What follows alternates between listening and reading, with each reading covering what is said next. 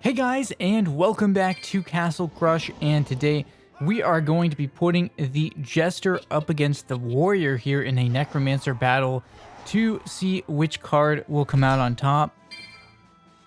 Now, I thought, my understanding typically of a Jester versus a Warrior used to be that a Warrior was maybe a counter to a Jester, but honestly, I don't see Warriors getting used that much, so I don't know these days. I haven't really followed all of the particular changes between these two cards over the years because I just haven't really used the Warrior much. So it should be interesting in this match to see how it does. And right off the bat, it seems like the Jester is winning out. There's another thing the Jester has in its favor here, which is, again, its attack. Having sort of an area melee attack could come in handy. That is something that could go in his favor. So I'm curious to see what's going to happen. The Warrior is getting pretty large, but again, ooh, it's doing damage. It's doing good damage to the Jester. Can it take out the Jester? Close. Close. Oof. Got close to eliminate. Okay, so there went down the Jester. Having a little bit of back and forth here. So now the Warrior side is pushing forwards. Although very slowly, they're kind of looking even. The Jester is looking pretty large though, so I don't know. It seems to be the Jester, I think, still has an advantage with the knockback effect as well, because it's going to get it back all the way to the castle, I think, at which point it's probably just going to eliminate the Angels and the Necromancer. I wasn't really sure if I should have pushed their lane back at this point, but because I had the gust of wind, but I decided I should just let the match play out.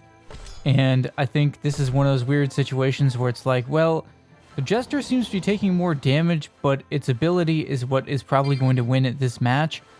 Its knockback ability and area damage ability is what ends up winning the match. So interesting. At points the Warrior was definitely doing more damage to it, but it wasn't doing so much damage that it was able to actually push their stack back. So yeah, in the end, the Jester ended up taking that match. So in this match, we're going to now try Warrior versus Dwarf and see how that one goes. I'm kind of suspecting this one is not going to have a decisive winner, just because the Warrior does such low damage, but I'm not totally convinced. Considering the Warrior couldn't break through the Jester, I'm not super convinced it's going to be able to break through the Dwarf, because the Dwarf is, well, a lot tankier. But I'm also not really sure that the Dwarf has enough, to be able to actually push this stack back to the castle. So this should be interesting to see what happens, but part of me is kind of concerned it's going to just turn into like another stalemate type situation. Regardless, it should be interesting because thus far it does look like the Dwarf is actually, it's taking down the Warrior, right? It seems to be winning against the Warrior. Of course, there are a number of factors that I'm not fully accounting for in these matches that are not 100% even. For example, there's not always the exact same number of giant growths on each card. And number two, there's not always the exact same number of angels supporting each card. So it's not a 100% fair comparison because the supporting cards are a little bit different in every match. But that's also part of what makes it a little bit interesting. So, thus far, the Dwarf seems to be winning. But again, as I suspected, it's not really winning by so much that it's definitively pushing through. Although it is taking down the Warrior pretty much each time.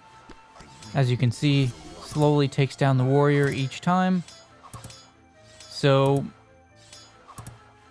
from that perspective, I think that is the way that's going to go, and I think we're going to speed it up a little bit from here. So now we sped things up a bit, and what is happening here? Well, not much is really happening except that the dwarf is destroying the warrior over and over, but it's not actually making really much progress. Maybe at like a snail's pace progress forwards, but not very much progress. So I'm gonna basically say that maybe the dwarf turned out to be a bit stronger, but it's not like super definitively crazy stronger. And then the Jester won by virtue of its knockback effect. So you guys can be the judge of that, who actually won. Let me know in the comments section who you thought actually won these matches, because I'm not really sure. And I will continue to make more videos like this. So I will see you guys in the next video.